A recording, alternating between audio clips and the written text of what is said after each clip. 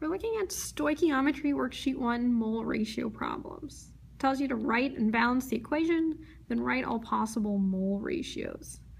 A mole ratio is just a comparison of how many moles you have of your reactant. So those are things before the arrow versus another reactant. So I can compare how many moles of this I have to this, or I can compare how many moles I have of a reactant to how many moles I have of a product, which is what comes after the arrow.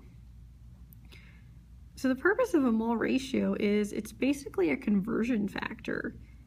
And if you remember, we've created conversion factors before with moles.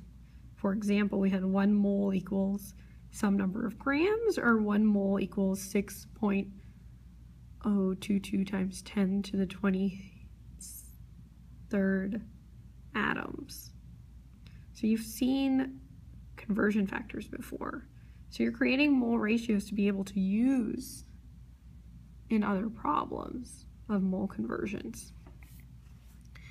If we're looking at this, how do I know how many moles I have of each thing? It's based upon a coefficient in the front. If a coefficient isn't there, that implies you have 1 mole. So that's why we have to balance the equation first to know how many moles do we have of each thing. When I'm writing a mole ratio, we just take how many moles we have of each. So I have 2 moles of NH3, so I'm going to write 2 moles of NH3. And I'm going to compare it to my other reactant here, which is H2SO4. So I have 1 mole of H2SO4.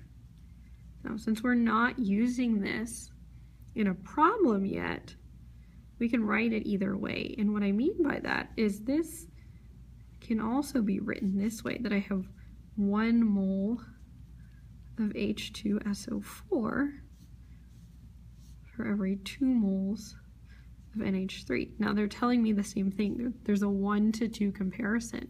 So this is telling me the same exact thing. The thing you have to remember is when we actually use these in a problem, depending upon what we're trying to convert, that's going to determine whether I use this one or this one. So if we look at the rest, we've compared these two. Now I need to compare how much I have both of them to my product. So the other mole ratios I have in this problem is I have 2 moles of NH3 to 1 mole of ammonium sulfate.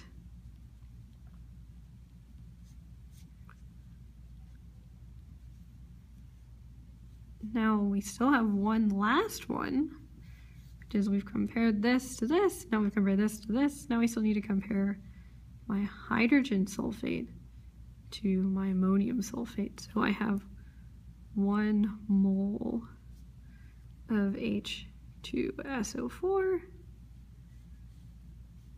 to 1 mole of NH4 to SO4. So those are all my possible mole ratios. And just for my purposes, I'm going to put an arrow here. And all that tells me is that these can be written either way. Okay? It's going to imply the same thing. It just depends what I need when I'm solving.